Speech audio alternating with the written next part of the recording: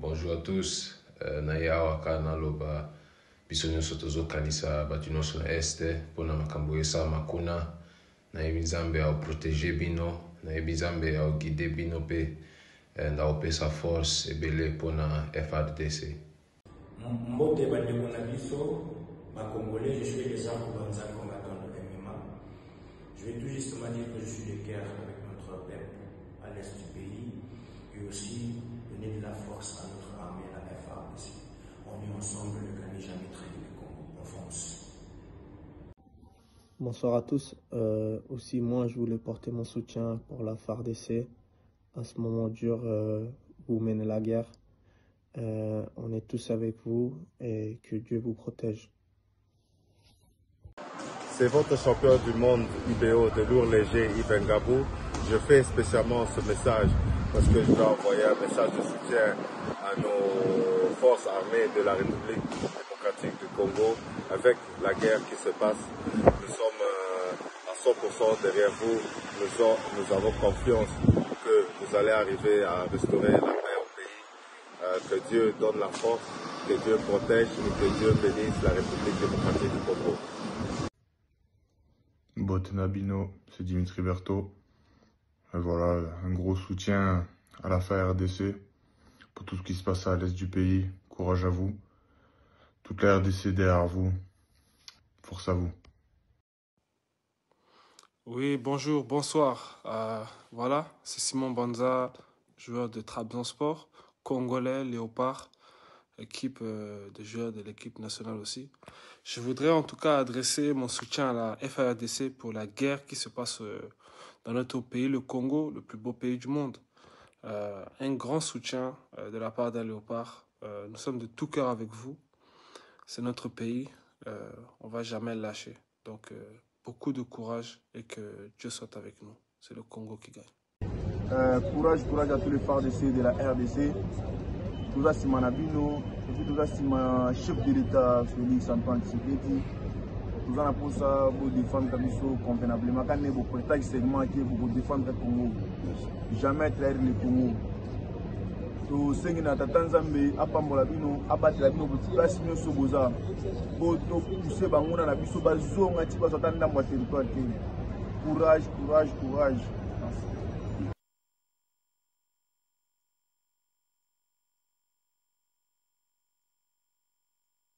Bienvenue encore une fois dans cette émission e-sport dans laquelle nous parlons des actualités sportives de la République démocratique du Congo, mais également la situation en général des sports en RDC, mais également dans le monde, et spécialement pour ce vendredi. Comme toujours, nous avons l'habitude de recevoir les spécialistes en matière sportive de la République démocratique du Congo avec qui nous partageons ce plateau et ce vendredi. Cédric Mouipataï nous fait l'honneur d'être là parmi nous. Merci et bonjour à toi. Bonjour Roby et Bingo, bonjour à ces innombrables téléspectateurs qui ont fait de ces rendez-vous un rendez-vous légendaire. Ils suivent les différentes actualités sportives à la source et c'est toujours un plaisir d'être là. Comme j'aime bien les dire, on va prendre du plaisir et on va se délecter. Merci beaucoup Cédric Mouipataï. L'invité de ce vendredi 28 février est spécial.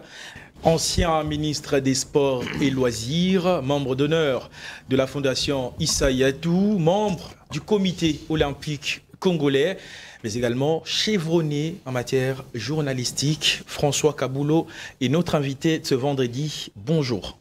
Bonjour à l'ensemble des téléspectateurs que je retrouve, je crois, pour la première fois. Ouais. Du moins en direct. Je passe tous les jours sur le boulevard. Bon, aujourd'hui, j'ai vraiment les privilèges d'accéder dans cette salle pour participer à votre émission. C'est un réel plaisir et je suis très fier de passer dans Univers TV. Et sur ce plateau, nous serons avec Cédric Mouipataï comme étant aussi co-présentateur.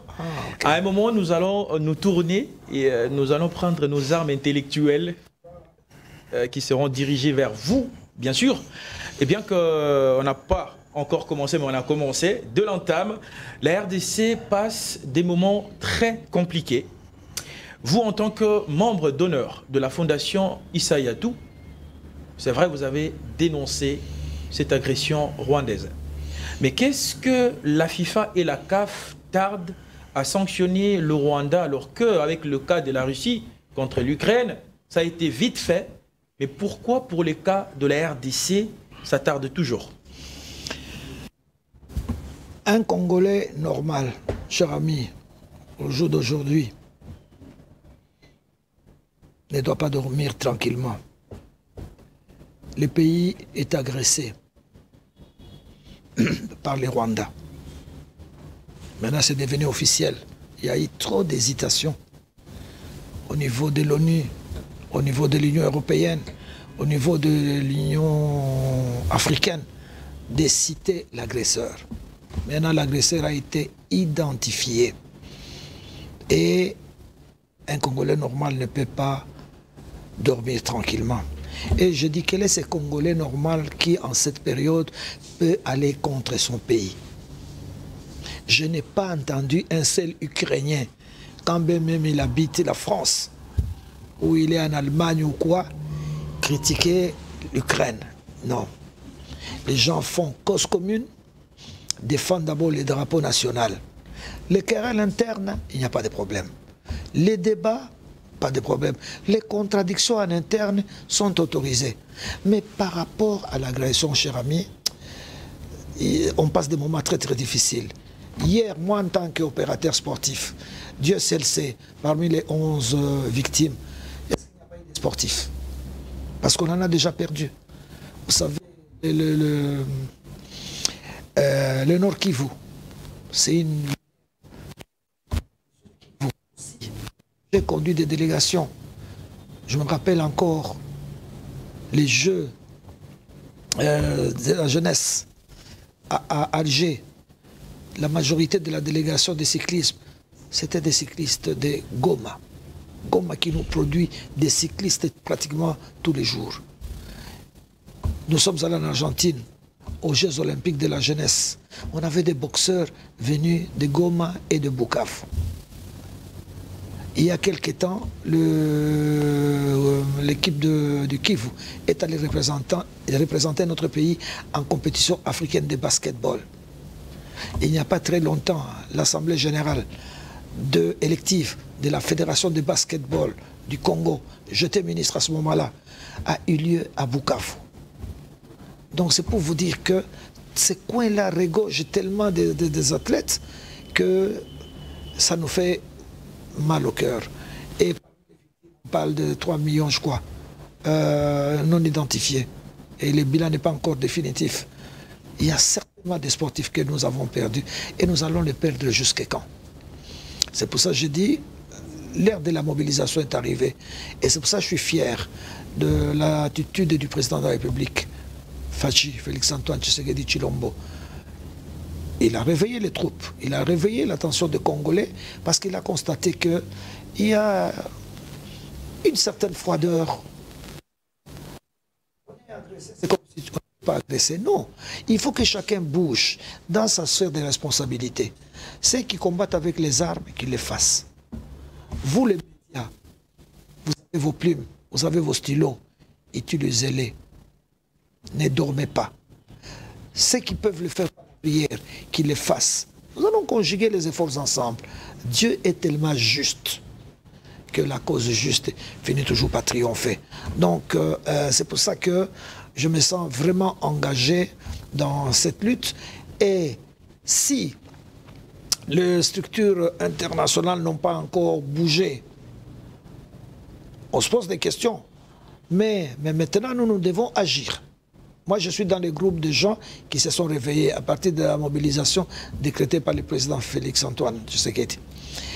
Nous sommes en lutte maintenant.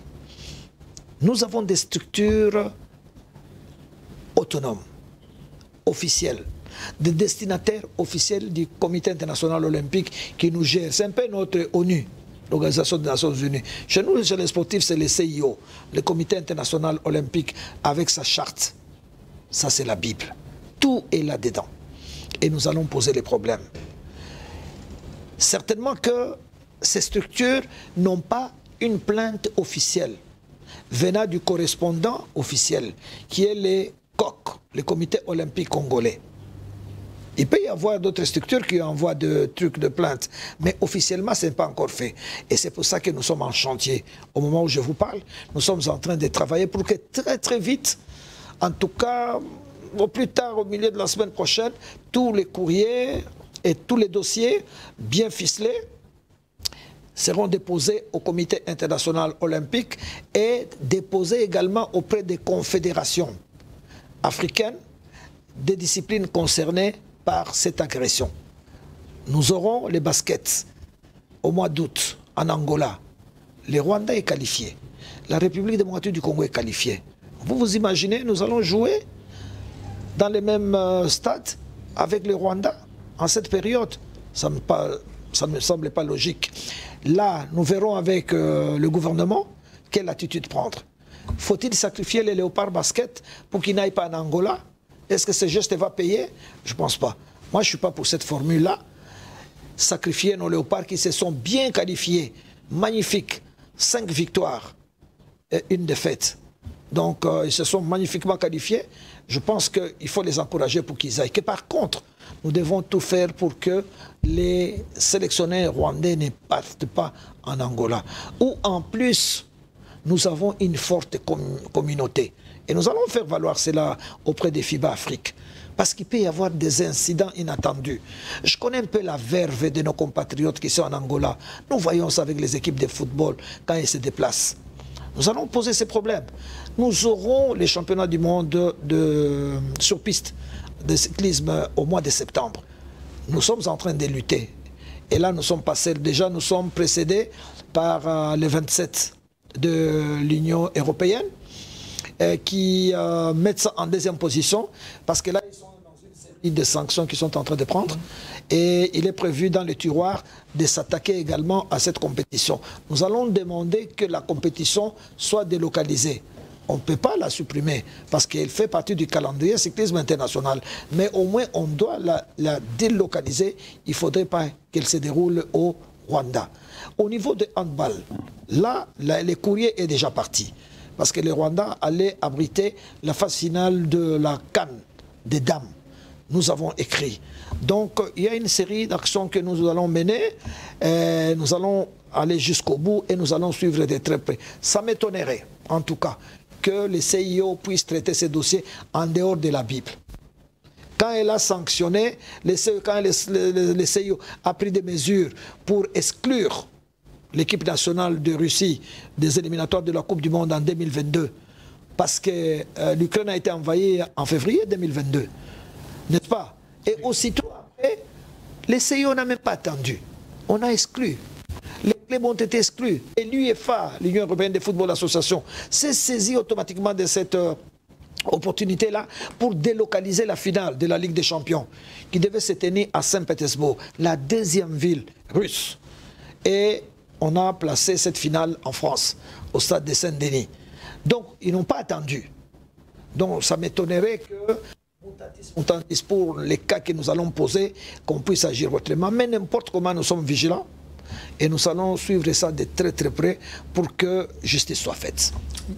Allez-y. Oui, Monsieur François Kaboulot, oui, l'initiative est bel et bien.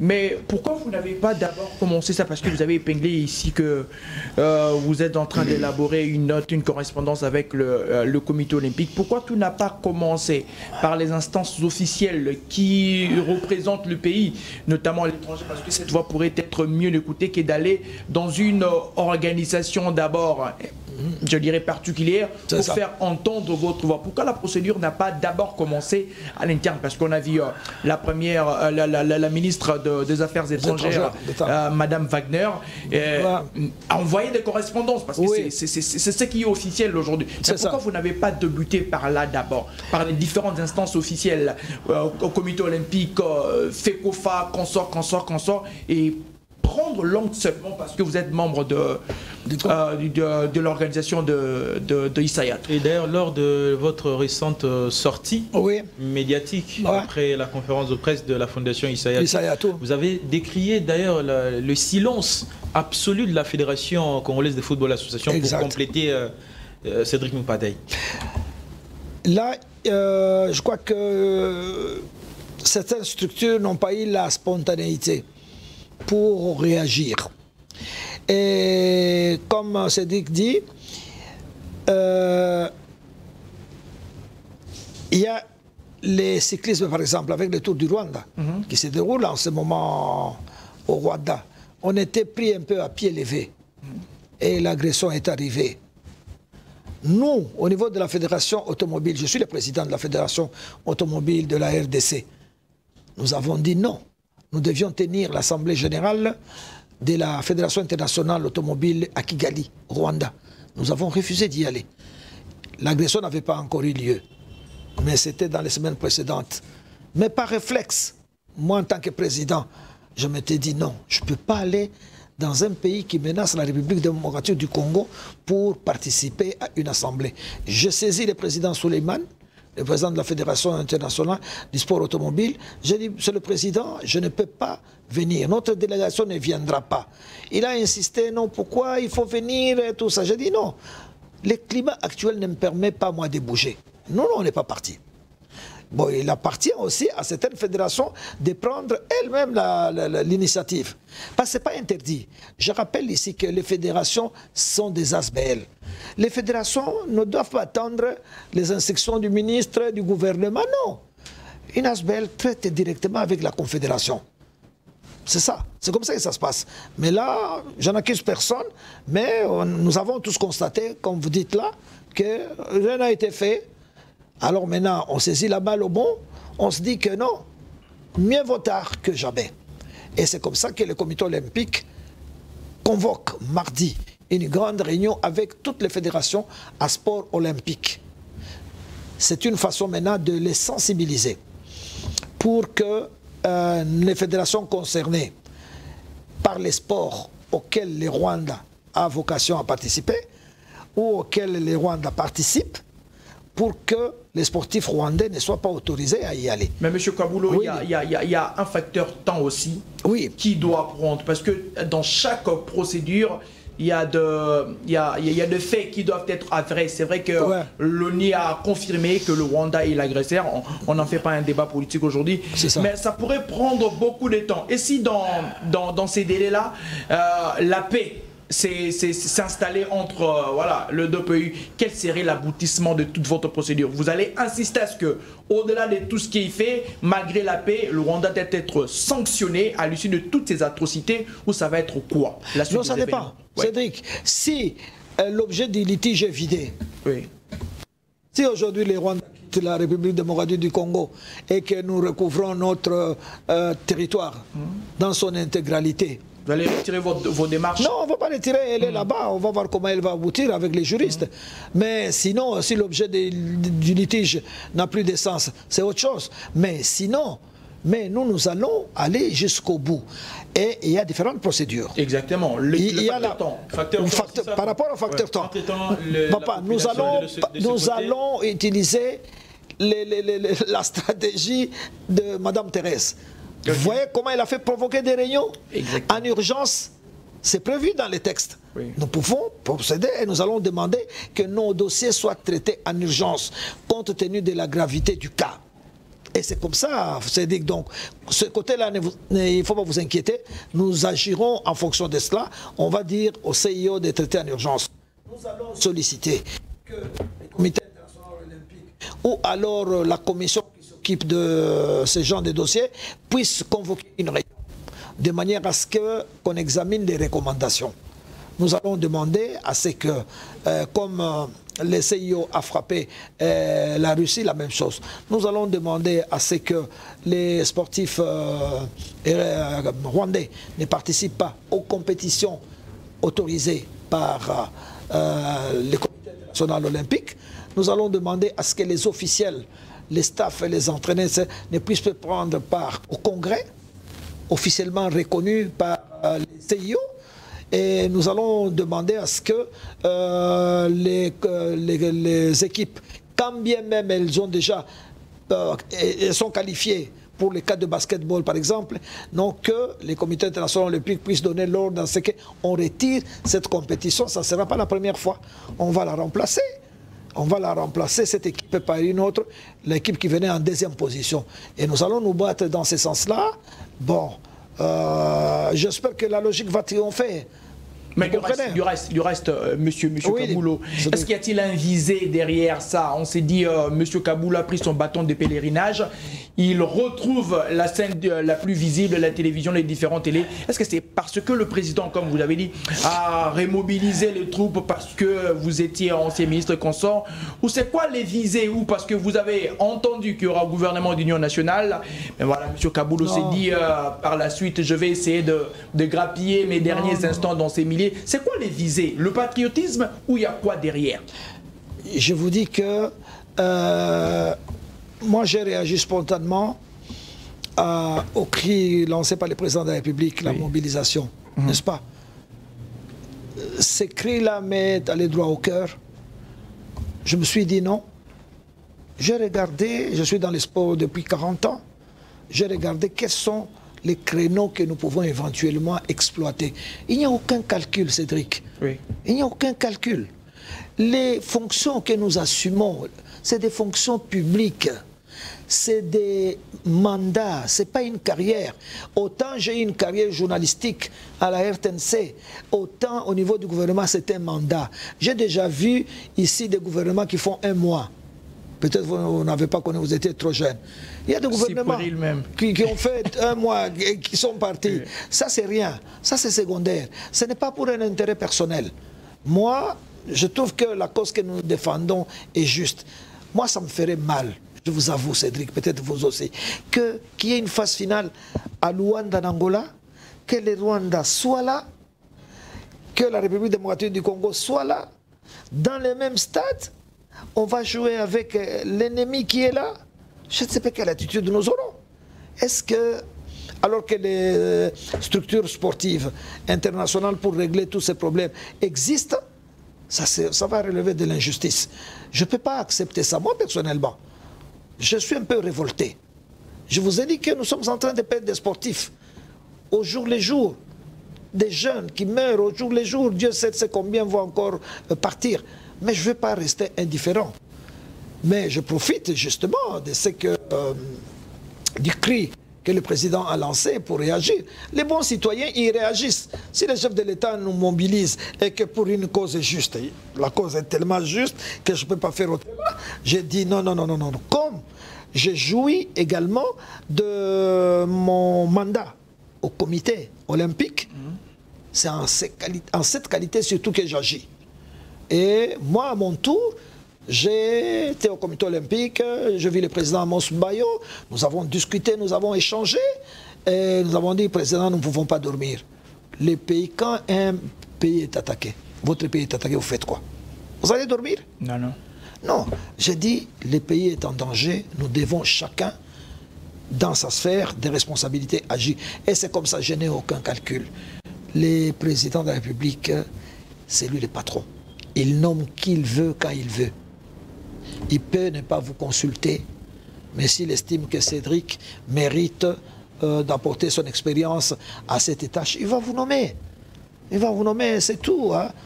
François Kaboulou, oui, vous avez appris avec nous que l'équipe de l'Étoile de Kivu s'est déplacée pour rejoindre une autre ville un peu plus tranquille pour évoluer avec la Ligue nationale de football. Mais aujourd'hui, en tant que membre de la fédération des fédérations, qu'est-ce que doivent faire aujourd'hui les jeunes pour que cet impact de la guerre ne puisse pas absolument affecter ou influencer de manière négative les sports de la RDC? Nous devons lutter justement pour que cette agression prenne fin le plus tôt possible, pour que nous puissions retrouver notre intégrité et que les 26 provinces fonctionnent comme dans le temps. Il n'y avait aucun problème. Les équipes de Nyuki venaient jouer. L'AS Nyuki de Butembo, il arrivait. Les Dauphins Noirs de Goma jouaient régulièrement. L'Étoile du Nord du Kivu venait jouer régulièrement. Mais maintenant, ces sportifs sont bloqués. De par la volonté d'un pays agresseur. Ce n'est pas normal. Donc, c'est pour ça que je dis que l'engagement doit être total, la mobilisation doit être totale. Notre souci, c'est retrouver l'intégrité du territoire national pour que les activités reprennent normalement. Et j'enchaîne, comme le président dit toujours, qu'il faut que on retrouve l'intégrité de notre territoire parce que la RDC a besoin d'entamer son programme de développement. C'est ça les soucis que nous avons. C'est embêtant, vous avez certainement un cousin, à Goma, peut-être à Bukavu. Ouais. À Goma, j'ai toute une famille là-bas. Voilà, nous avons des amis. Touvert est là-bas, c'est un journaliste avec qui on a travaillé, il est à la RTNC, n'est-ce pas? Oui. Le directeur provincial de la RTNC, Chabé, c'est un garçon avec qui on a grandi, il est là. Tous ces garçons sont là-bas. C'est comme s'ils se trouvaient dans un autre pays. C'est pas normal. Nous avons besoin de tous ces gens-là. Puis, on allait à Goma. Les Madès ou des Goma ne viennent pas. Oui. C'est pas normal. Donc, c'est ça, mon frère. Donc, aujourd'hui, vous affirmez que vous demandez à toutes ces organisations sportives internationales de ménager aucun effort pour exécuter les différentes sanctions. De la même manière, l'ONU l'a déclaré si haut. Exactement. Toujours en regardant les règlements. En restant dans la charte. On ne demande pas au CIO de sortir de la charte. Non. Je vous ai dit ici, mutatis mutandis, le CIO a sanctionné. La Russie n'a pas attendu. N'est-ce pas? Directement. Et ça s'est suivi. Il y avait les compétitions de sports équestres annulées, les championnats de judo, les golfs qui étaient prévus, tout ça. Toutes ces compétitions-là ont été supprimées. Aujourd'hui, les sportifs russes souffrent. Sauf, il y a une petite équipe qui a reçu la dérogation. C'est pas des sportifs professionnels. Ils ne vivent que de ça. Le CIO a assoupli la mesure, mais il court sans bannière russe. Donc il n'y a pas de drapeau russe, il n'y a pas d'hymne national russe, il n'y a pas des emblèmes russes. Il court avec des maillots neutres. C'est comme ça. Donc pour le moment, ça fait 3 ans maintenant que la Russie est en Ukraine. Et ils sont sanctionnés.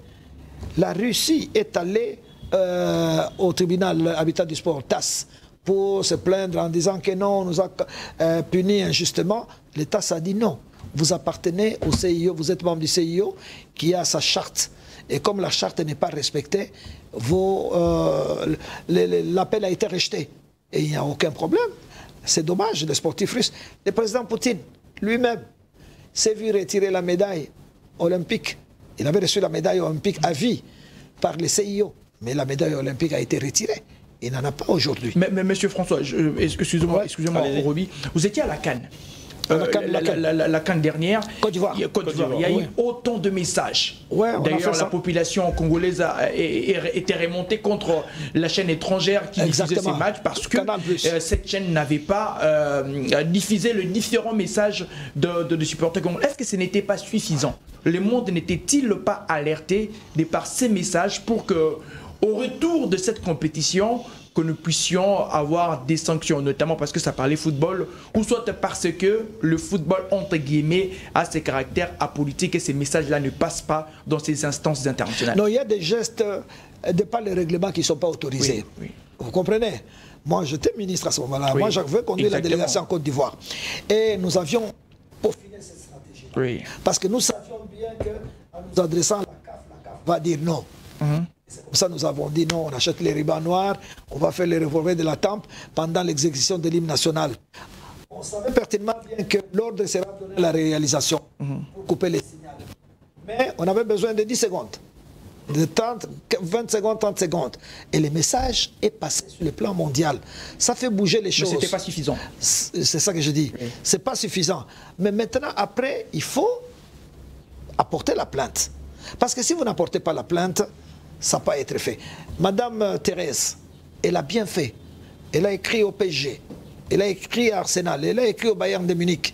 Il y a eu une pétition, n'est-ce pas, contre Visite Rwanda. Tout ça, c'est bien, mais c'est insuffisant. Mais maintenant, il faut que les structures officielles consolident cela avec des plaintes par écrit. Il faut des documents, parce qu'aujourd'hui, si vous allez au CIO va vous dire « je n'ai encore rien reçu ».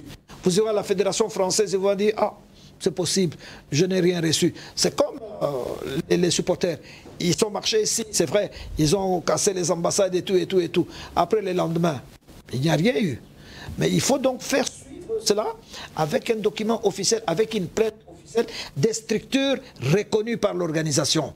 D'où je vous parle du comité olympique, d'où je vous parle de fédérations congolaises sportives qui doivent écrire à leurs correspondants pour réclamer les sanctions. Avant peut-être de boucler cette partie, cette thématique réservée à l'agression rwandaise, oui. À vous entendre parler, François Kabulo-Mwana Kabulo, après ces retards, de la réaction si tardive qui on attend toujours jusqu'à preuve du contraire, n'est-ce pas vous jugez l'injustice venant de ces grandes instances au regard de leur appartenance avec le Rwanda qui, absolument, selon les affinités, les matières premières qui viennent d'ailleurs de la RDC, volées injustement par le Rwanda qui peut-être sont au bénéfice de ces gens-là, raison pour laquelle ils sont en train d'hésiter pour prendre une décision aussi draconienne à l'endroit du Rwanda. Jugez-vous, voyez-vous de l'injustice au regard de ces gens? Je suis d'accord avec vous. Nous sommes dans un monde où la mafia est développée, est bien organisée. Nous sommes dans un monde dominé par l'argent. Il y a des intérêts financiers importants. Dites-vous bien les dossiers, par exemple, Visite Rwanda. Ces partenariats de la honte génèrent beaucoup d'argent. C'est des millions d'argent là-dedans. Moi, ceux qui gagnent cet argent-là, ils n'ont aucun intérêt à ce que la mesure soit prise. Vous comprenez?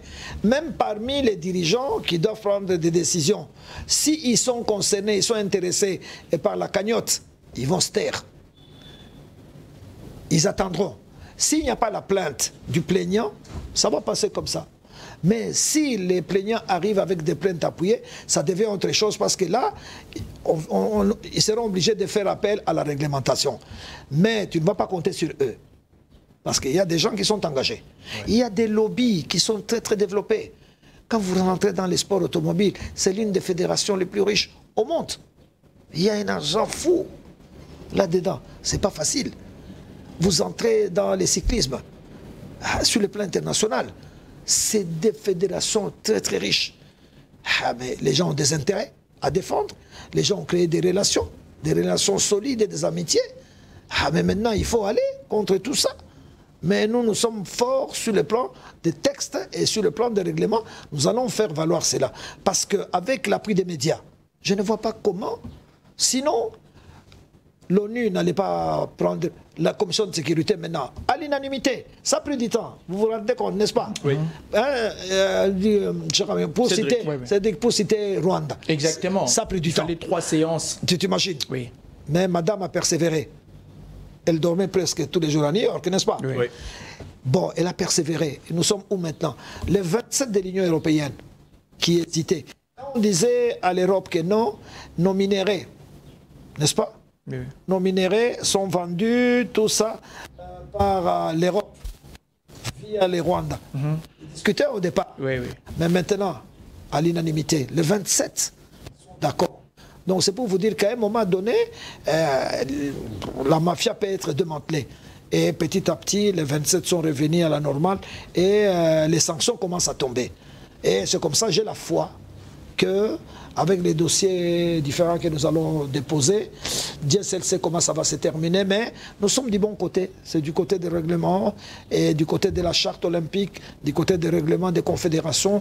Je pense que ces dossiers seront examinés et statués en tenant compte de règlements. C'est très très très bien dit et surtout, vous êtes satisfait quand même de vos questions. Ça parle nation, ça parle nation. On est donc il n'y a pas de débat là-dessus.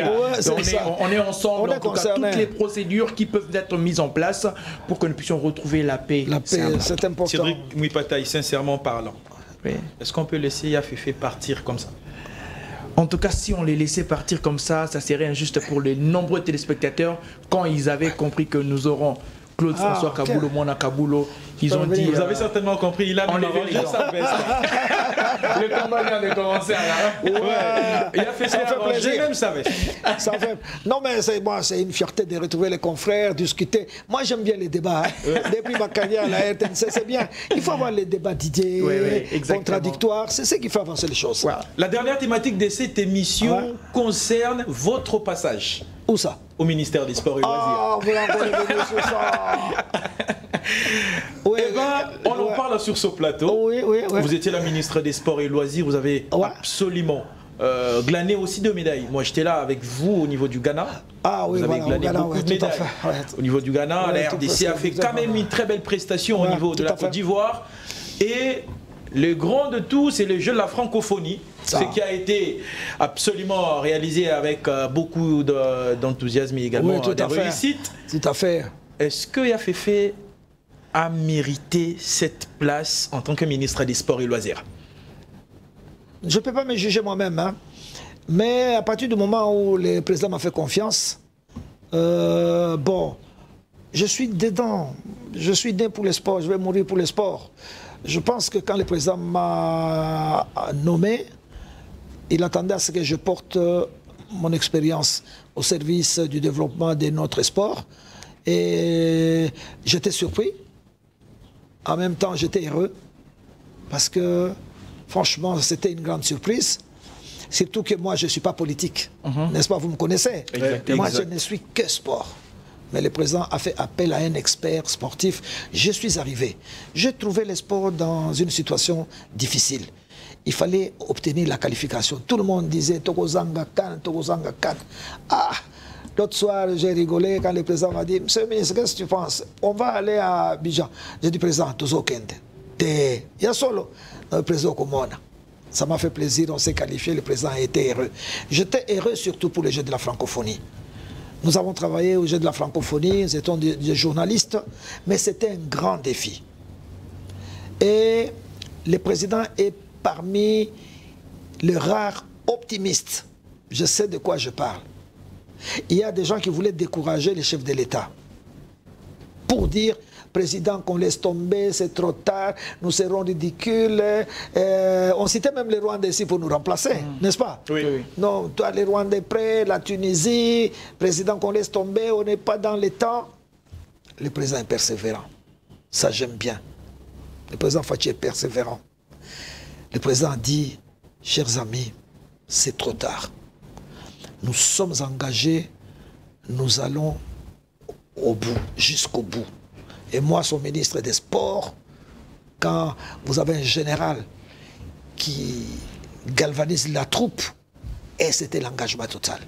Et nous avons commencé à travailler avec le président Félix jour et nuit. Le Premier ministre était là, le ministre des ITPR également, le ministre de l'Enseignement supérieur, parce que les sites aussi d'hébergement étaient au campus. Nous avons travaillé comme des fous. Le président ne passait pas une semaine sans remettre ses bottes pour descendre dans les sites. Nous avions la volonté. Les Chinois ont dit, avec la volonté, on déplace les montagnes. C'est ce que nous avons fait. Nous étions optimistes. Le plus beau cadeau que je puisse offrir à la RDC, c'est les Jeux de la francophonie. Parce que depuis que ces Jeux existent, ça ne vient pas de moi. C'est tout le monde qui dit, mais vous étiez où? Finalement, c'est la meilleure organisation. Depuis en 9 éditions, c'est la meilleure organisation, tout ça. On a surpris le monde entier. En très peu de temps, mais on avait la volonté, la foi. Et on est arrivé au bout. C'est le plus grand souvenir. Maintenant, je pense que le président est très heureux de cette aventure que nous avons réussi ensemble. Moi-même, je suis très, très heureux. Et que chaque fois, je dors bien. Quand je regarde les photos, je dis, mon Dieu, nous avons réussi cette œuvre. Donc, je crois que déjà, je n'ai pas eu beaucoup de temps. J'ai travaillé plein, 8 mois. Mais le président, c'est lui le patron. Il sait ce qu'il fait. Il a décidé de me rester en réserve de la République. Je suis en réserve de la République, hein? C'est-à-dire à tout moment. Je suis comme un soldat qui attend, dès qu'on l'appelle, pour répondre à défendre la patrie. Je le ferai. Je n'ai pas de regret pour ça. Cédric Mpataï. François Kaboulou, vous avez fait notre enfance. Ça, c'est un respect d'abord de vous avoir en face de moi. Oui, tout à fait. Nos papas vous ont regardé. Et voilà, le métier aujourd'hui nous a rassemblés. C'est important. Ouais, mais j'aurais pas froid aux yeux, en tout cas, pour vous poser des questions. Vas-y. Kaboulou a décrié l'organisation du sport en RDC sur toutes les lignes. Kaboulou, ministre des Sports, qui n'est pas passé sous l'épée de Damoclès de Kaboulou? Tout le monde. Kaboulou est venu, il a trouvé les résolutions des États généraux. Dont il fallait toujours pas été mis en application. Adopté. Pas encore. Dont il fallait faire des lobbying au Sénat et à l'Assemblée nationale. À la primature d'abord, parce que les textes sont à la primature. Ils doivent pas à la primature pour le Parlement. En 8 mois, c'est resté lettre morte. Et on a parlé du népotisme. Népotisme, c'est-à-dire, il faut donner des cas concrets. Voilà.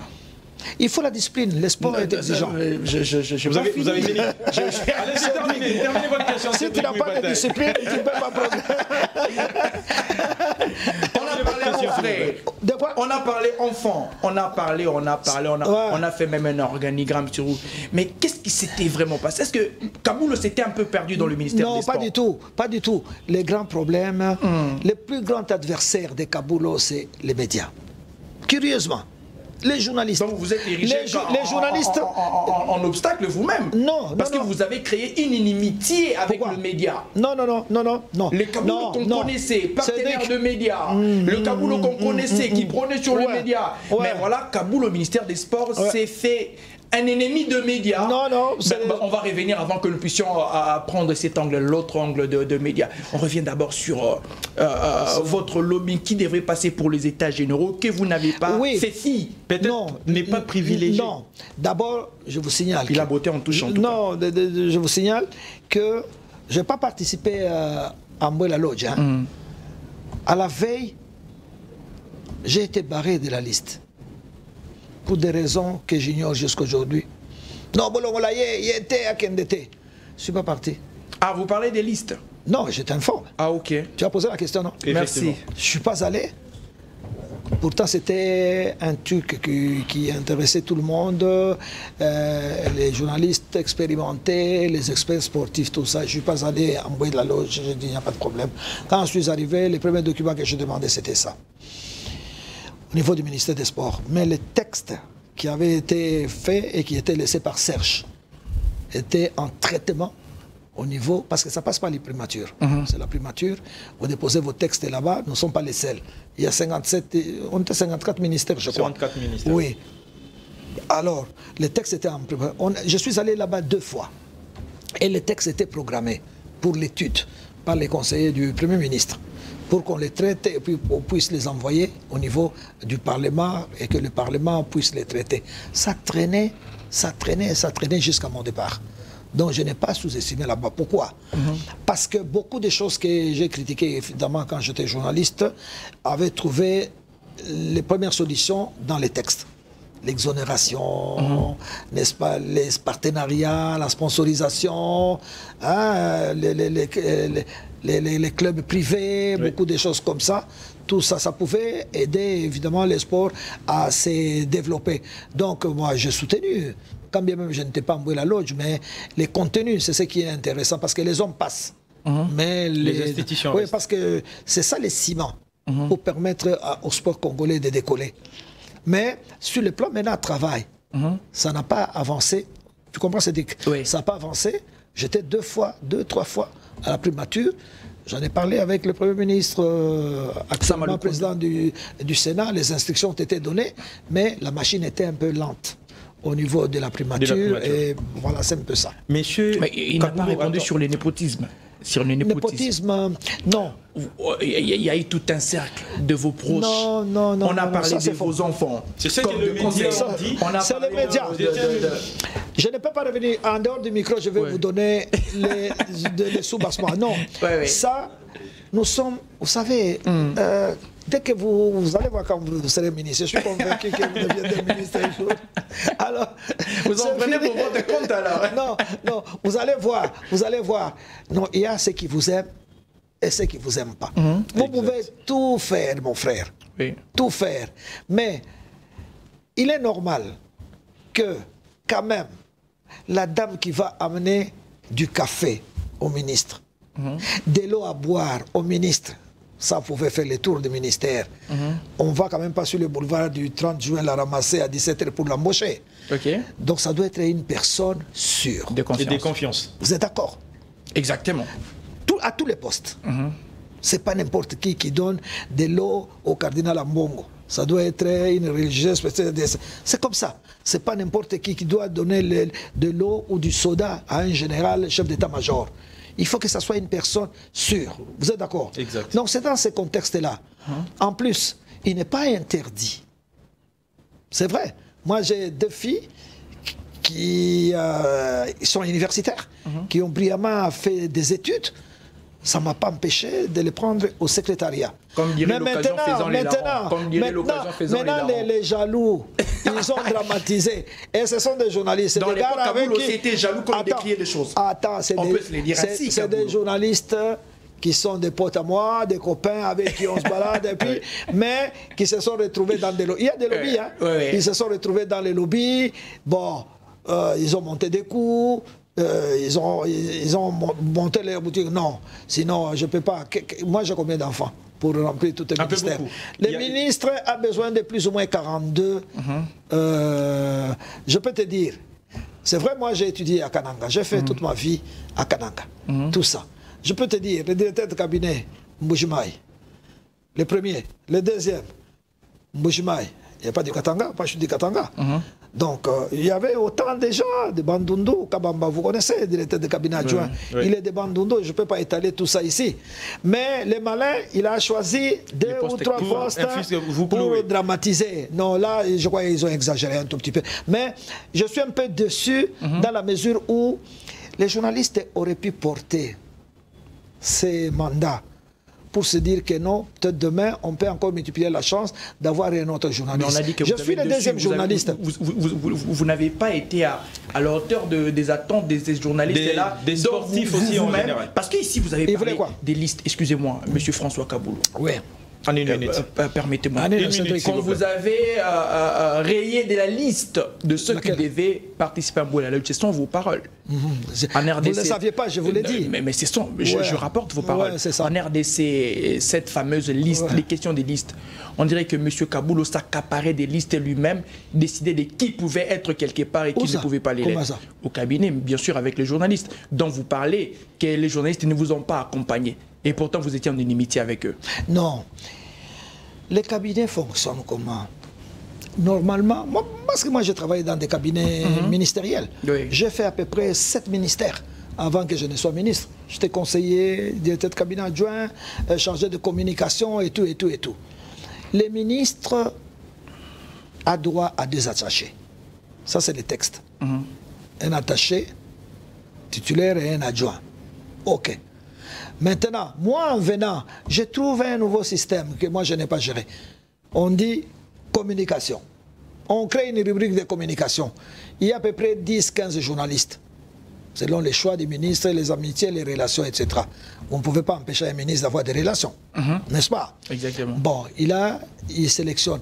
Dès que les 12 ou les 15 confrères sont sélectionnés, les autres vont à l'opposition. Le problème, c'est ça. C'est toujours ça. C'est un problème d'intérêt. D'intérêt personnel. C'est tout, il n'y a pas autre problème. Bon, il y a des journalistes aussi qui sont à la solde de certains peut-être collègues qui ont quitté la fonction. N'oubliez pas que toute ma carrière, c'était une carrière sans complaisance. J'ai autant critiqué les ministres. Ce ne sont pas mes amis, tous ces ministres-là. N'est-ce pas? Et regardez les lobbies de ces différents ministres-là, tout ça. Et tous ces lobbies ont été montés pour dire que Salah Kiboy. Mais en très peu de temps, je fais les résultats, on peut calculer sur table. Vous avez compris que gérer, c'est compliqué, hein? Oui, bon, ça a toujours été compliqué. Et vous êtes ready en critiquant tous ces ministres? Oui. Ah, merci. En critiquant tous ces ministres, donc, ils se sont constitués en lobby. N'est-ce pas? À la guerre comme à la guerre. Ils ont monté leur lobby, mais ça ne m'a pas empêché, moi, de travailler. Mais je suis fier, en 8 mois, du bilan que j'ai réalisé. Je crois qu'il n'y a pas 2 ministres des Sports qui ont eu les bilans positifs comme les miens. Merci beaucoup. En dehors du micro, je vais vous montrer. C'est vrai que nous sommes arrivés à la fin. Ah, c'est court, hein? Je vais me donner une question, ça serait important. C'est un peu court. Nous sommes arrivés à la fin de l'émission. Exactement. François Kaboulou, aujourd'hui, en regardant votre passage au ministère des Sports et Loisirs, oso regretter Nini exactement aux salités tant aux alaki ministre des Sports. Et quand si l'occasion, revenez encore une fois au Royiko Sala Nini. Dans son regretter temps, mon cher, le temps c'est un facteur de progrès. Okoki, en 8 mois, réalisé beaucoup de choses. Non. Je vous donne un cas que je ne voudrais pas en faire la polémique. On a souffert avec le président Félix pour construire ces infrastructures que vous voyez. Ok. J'ai tout fait avec l'OIF, l'Organisation internationale de la francophonie. Et nous avons monté le 2e terrain annexe comme terrain officiel réservé à l'athlétisme, avec une pelouse naturelle. Si vous voulez, un de regrets, je ne fais pas de commentaires, après l'émission, allez au stade. En très peu de temps, allez voir dans quel état se trouve ce terrain. Et Dieu seul sait si c'est encore réparé. Voilà des trucs comme ça. Il n'y a pas de souci pour les infrastructures. Sans infrastructure, il n'y a pas de sport. C'est très important. J'ai fait instaurer la bancarisation avec le ministre Kazadi. C'est-à-dire payer les athlètes par les comptes. C'est dur. J'ai été attaqué pour ça. Parce que les fédérations aiment balper les dollars et les payer aux athlètes. J'ai dit non. L'athlète doit toucher son argent en espèces. Tu vois, Cédric, j'ai été attaqué sur ce plan-là. Maintenant, je suis parti. La bancarisation est au cimetière de Kimbasek. On commence à payer les athlètes en espèces. Quand vous payez les athlètes en espèces, il y a tricherie. Il y a la rétrocommission. Tu vois des choses comme ça. On a intérêt à consolider ce mode de paiement. Ça rassure l'athlète. Ça garantit l'athlète. J'ai connu des athlètes. Nous sommes allés au Ghana qui sont venus des États-Unis et tout, et tout, et tout. Ils ont gardé leur argent jusqu'à ce qu'ils ont ouvert les comptes aux États-Unis et nous avons transféré. Et ils ont touché en intégralité. Voilà des faits comme ça.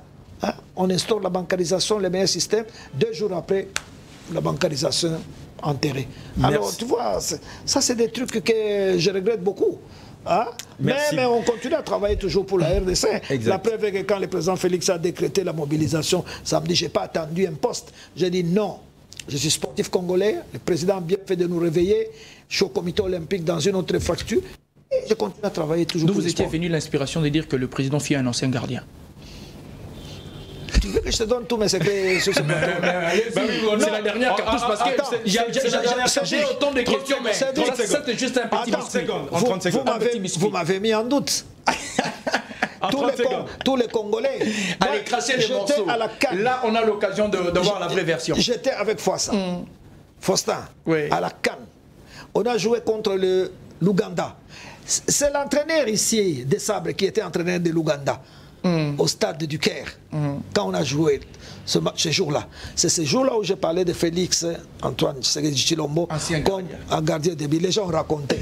Il y a même des confrères, comme je te dis, il y a des confrères qui sont contre moi. Kaboulou Akegoloba, au président Félix, ça serait gardien de but, tout ça pour le président nommé. Tu vois, après tout ça, on est revenu. Oh, Kaboulou Azagui a raison. Merci beaucoup, messieurs Kaboulou Mona Kaboulou, pour ceux qui viennent de nous rejoindre sur cette émission. On était avec l'ancien ministre des Sports et Loisirs, François Kaboulou Mona Kaboulou, journaliste sportif chevronné, membre de la Fondation Issa Yatou, membre du comité olympique congolais, président de la Fédération automobile de la RDC, avec une biographie très énorme. On ne saura pas citer ça sur ce plateau. Merci à vous de nous offrir l'honneur, en tout cas, pour ce vendredi. Je crois que c'est l'une des meilleures émissions que je passe depuis ma naissance comme journaliste. Cédric, merci. Merci beaucoup. J'aimerais te revoir encore. Une émission comme ça, c'est bien, c'est animé, on s'amuse bien. Merci beaucoup. Merci. Oh, merci Univers TV. C'était un bon après-midi, franchement. Merci beaucoup, messieurs. Kaboulou Mona Kaboulou, merci à Cédric Mupataï. Merci beaucoup. Merci à Fanfan Bitanguilaï. Merci également à Papi Chibabwa et tous les techniciens qui nous ont accompagnés ce vendredi. On prend rendez-vous le vendredi prochain. Mais n'oubliez pas, la rediffusion, c'est pour ce dimanche à partir de 18h juste. Au revoir.